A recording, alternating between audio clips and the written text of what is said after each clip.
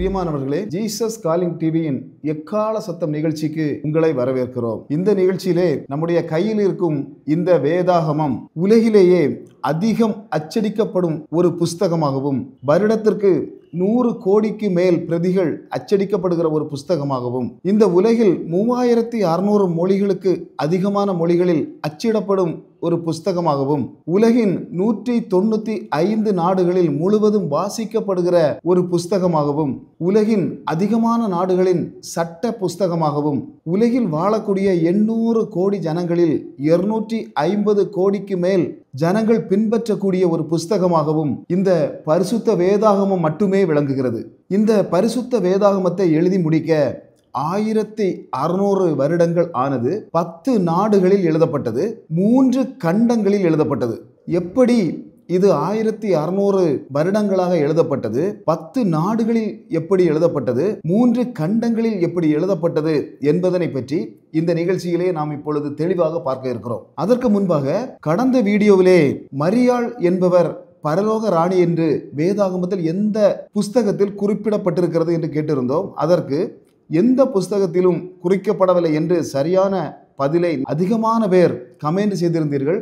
உங்களுடைய பெயர்கள் இந்த வீடியோவில் டிஸ்பிளேயிலே காட்டப்படுகிறது என்பதனை தெரியப்படுத்திக் கொள்கிறோம். இந்த வீடியோவிலும் உங்களுக்கான கேள்வி இடையிலே கேட்கப்படுகிறது. அதற்கு சரியான பதிலை கமெண்ட் செய்பவர்களின் பெயர்கள் அடுத்த வீடியோவிலே வெளியிடப்படும் என்பதனையும் தெரியப்படுத்திக் கொள்கிறோம். இப்பொழுது இந்த பரிசுத்த வேதாகமம் 10 நாடுகளில், அதாவது 3 கண்டங்களில் எப்படி எழுதப்பட்டது, எந்தெந்த நாடுகளில் எழுதப்பட்டது என்பதனை பற்றி பார்க்க போகிறோம். இந்த வேதாகமத்தின் பெரும்பாலான புஸ்தகங்கள் இஸ்ரவேல் நாட்டில் பழைய ஏற்பாட்டு புஸ்தகங்களும் புதிய ஏற்பாட்டு புஸ்தகங்களும் எழுதப்பட்டன. இரண்டாவதாக எகிப்து நாட்டிலே மோசேயின் ஆரம்பகால வாழ்க்கை சம்பந்தப்பட்டவை எகிப்து நாட்டில் வைத்து எழுதப்பட்டன. இஸ்ரவேல் ஜனங்கள் பாபிலோனுக்கு சிறைப்பட்டு போன போது அங்கே வைத்து தானியேலின் புஸ்தகம் மற்றும் எசேக்கியேலின் புஸ்தகம், அதாவது இப்பொழுது ஈராக் என்று சொல்லப்படுகிறதான அந்த நாட்டில் வைத்து தானியேல் மற்றும் எசேக்கியேலின் புஸ்தகத்தின் சில பகுதிகள் எழுதப்பட்டன.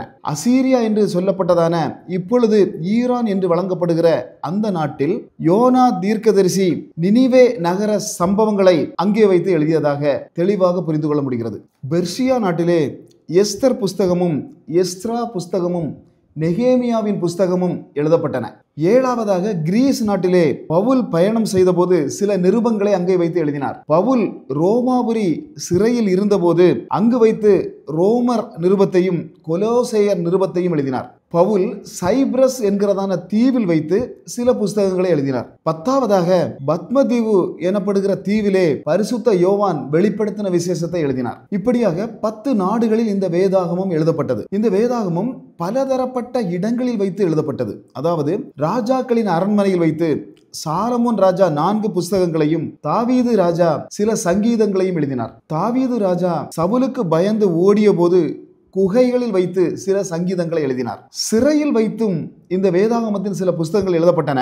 பவுல் எபேசியர், கொலேசையர், பிலிப்பியர், பிலமோன் ஆகிய நிருபங்களை சிறையில் வைத்து எழுதினார். பேதுருவும் சில நிருபங்களை சிறையில் வைத்து எழுதினார். வனாந்தரத்தில் வைத்து மோசே முதல் 5 புஸ்தகங்களையும் எழுதினார். சீனாய் மலையில் வைத்து மோசேயும், சில மலைகளில் வைத்து சில தீர்க்கதரிசிகளும் தங்களுடைய புஸ்தகத்தை எழுதினார்கள். அதுபோல சொந்த வீடுகளில் வைத்து யோவான், லூக்கா, மத்தேயு, மார்க்கு ஆகிய சுவிசேஷகர்கள் தங்கள் சுவிசேஷகங்களை எழுதினார்கள். இந்த பரிசுத்த வேதாகமத்தை 40க்கு மேற்பட்ட ஆசிரியர்கள் எழுதினார்கள். தாவீது, சாலமோன் போன்ற ராஜாக்களும், ஏசேயா, எரேமியா, எசேக்கியேல், தானியேல், ஆமோஸ், ஓசியா, யோவேல், யோனா போன்ற தீர்க்கதரிசிகளும், பேதுரு, மத்தேயு, யோவான் போன்ற சீசர்களும், யாக்கோபு, யூதா போன்ற இயேசு கிறிஸ்துவின் உடன் பிறந்த சகோதரர்களும், எஸ்ரா, நெகேமியா, லூக்கா போன்ற எழுத்தாளர்களும், மோசே போன்ற இஸ்ரவேலின் தலைவர்களும், சாமுவேல் போன்ற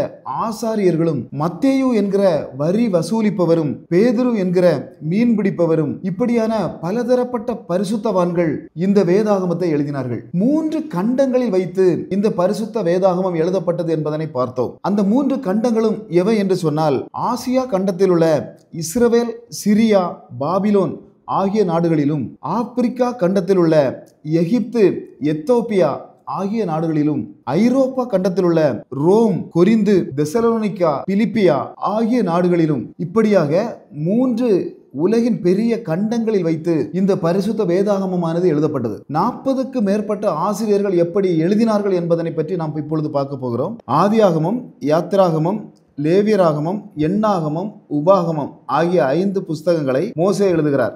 யோசுவா புஸ்தகத்தை யோசுவாவே எழுதுகிறார். நியாயாதிபதிகள், ரூத், 1 சாமுவேல், 2 சாமுவேல் ஆகிய புஸ்தகங்களை சாமுவேல் தீர்க்கதரிசி எழுதுகிறார். 1 ராஜாக்கள், 2 ராஜாக்கள் ஆகிய புஸ்தகங்களை எரேமியா தீர்க்கதரிசி எழுதுகிறார். 1 நாளாகமம், 2 நாளாகமம், எஸ்ரா ஆகிய புஸ்தகங்களை எஸ்ரா எனப்படுகிற வேத பாரகன் எழுதுகிறார். நெகேமியா புஸ்தகத்தை நெகேமியாவும், எஸ்தர் புஸ்தகத்தை எஸ்ராவும், யோபு புஸ்தகத்தை மோசேயும் எழுதுகிறார்கள். சங்கீதங்களை எடுத்து பார்க்கும் பொழுது தாவீது பெரும்பான்மையான சங்கீதங்களையும், சாலமோன் 2 சங்கீதங்களையும், மோசே, கோரகின் புத்திரர்கள் ஆசாப் ஆகியவர்கள் அநேக சங்கீதங்களையும் எழுதுகிறார்கள். நீதிமொழிகள், பிரசங்கி, உன்னத பாட்டு ஆகிய புஸ்தகங்களை சாலமோன் ராஜா எழுதுகிறார். ஏசாயா புஸ்தகத்தை ஏசாயாவும், எரேமியா புலம்பல் ஆகிய புஸ்தகங்களை எரேமியா தீர்க்கதரிசியும் எழுதுகிறார்கள். எசேக்கியேல் புஸ்தகத்தை எசேக்கியேல் தீர்க்கதரிசியும், தானியேல் புஸ்தகத்தை தானியேல் தீர்க்கதரிசியும் எழுதுகிறார்கள். சிறிய தீர்க்கதரிசிகள் என்று சொல்லப்படுகிறதான 12 தீர்க்கதரிசிகள் 12 சிறிய தீர்க்க தரிசன புஸ்தகங்களை எழுதுகிறார்கள். ஓசியா,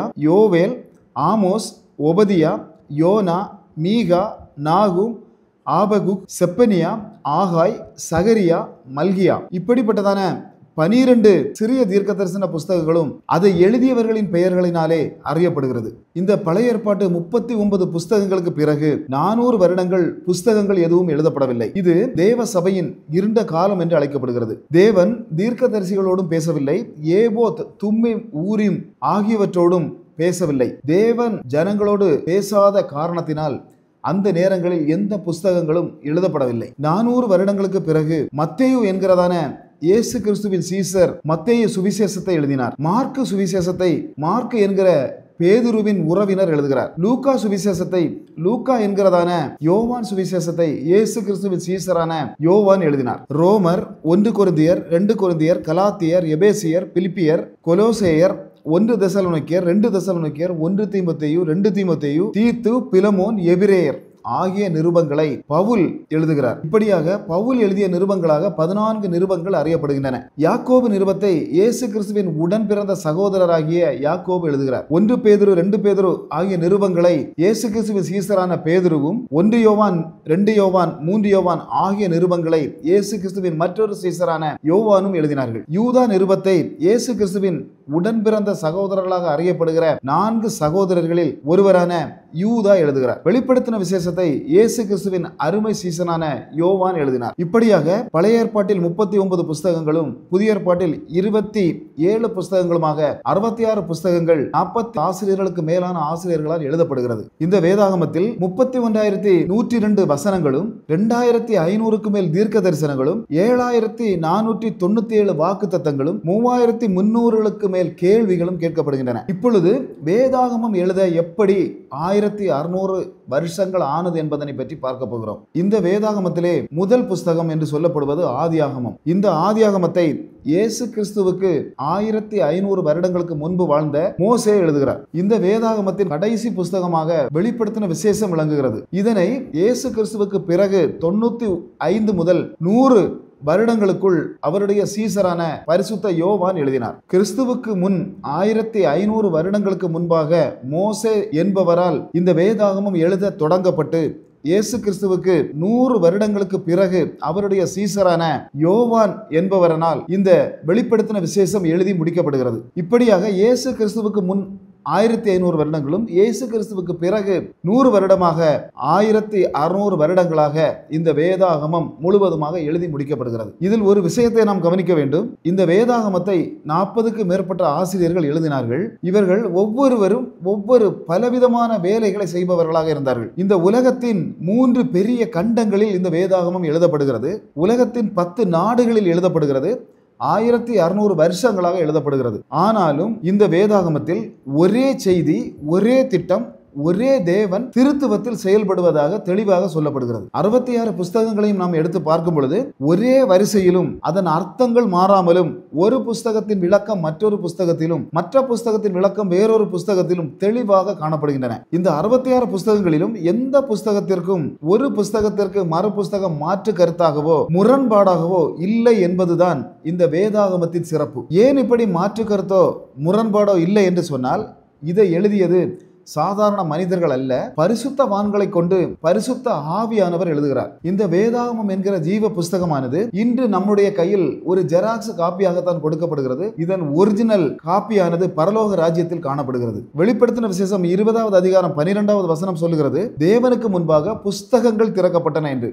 அதில் இந்த புஸ்தகமும் திறக்கப்படும். இந்த புஸ்தகத்தின்படி நடக்காதவர்களுக்கு பரலோக ராஜ்யத்தை இடம் இல்லை என்பதனை இது காட்டுகிறது. தேவ பிள்ளைகளே, மார்க் 13:10 தேவன் ஒரு கட்டளையை நமக்கு தந்திருக்கிறார். அதாவது சகல ஜாதிகளுக்கும் சுவிசேஷத்தை முந்தி பிரசங்கிக்க வேண்டும். இன்னும் இந்த உலகத்தில் எத்தனையோ கோடி பேர் இந்த சுவிசேஷத்தை அறியாமல், இயேசுவை அறியாமல், பரலோகத்தை பற்றி அறியாமல் வாழ்ந்து கொண்டிருக்கிறார்கள். தேவ பிள்ளைகளாகிய நாம் இந்த சுவிசேஷத்தை உலகம் முழுவதும் கொண்டு செல்ல வேண்டியது நம்முடைய கடமை என்று இந்த நிகழ்ச்சி மூலமாக நாங்கள் சொல்லிக்கொள்ள ஆசைப்படுகிறோம். இந்த வார உங்களுக்கான கேள்வியாக, பரிசுத்த பவுல் 14 நிருபங்களை எழுதியதாக நம்பப்படுகிறது. ஆனால் அவர் எழுதியதாக ஒரே ஒரு நிருபம் மட்டும் பவுல் தான் எழுதினாரா என்கிற ஒரு சந்தேகம் நிலவி வருகிறது. அது எந்த புஸ்தகம் என்று இந்த வீடியோவில் நீங்கள் கமெண்ட் செய்யுங்கள். சரியான கமெண்ட் செய்பவர்களுக்கு அடுத்த வீடியோவிலே உங்களுடைய பெயர்கள் அறிவிக்கப்படும் என்பதனை தெரிவித்துக் கொள்கிறோம். கடந்த வார கேள்விகளுக்கு சரியாக கமெண்ட் செய்தவர்களுக்கு அவர்களுடைய பெயர்கள் இந்த டிஸ்பிளேயிலே காட்டப்படுகிறது என்பதனையும் தெரிவித்துக் கொள்கிறோம். தேவ பிள்ளைகளை, எங்களுடைய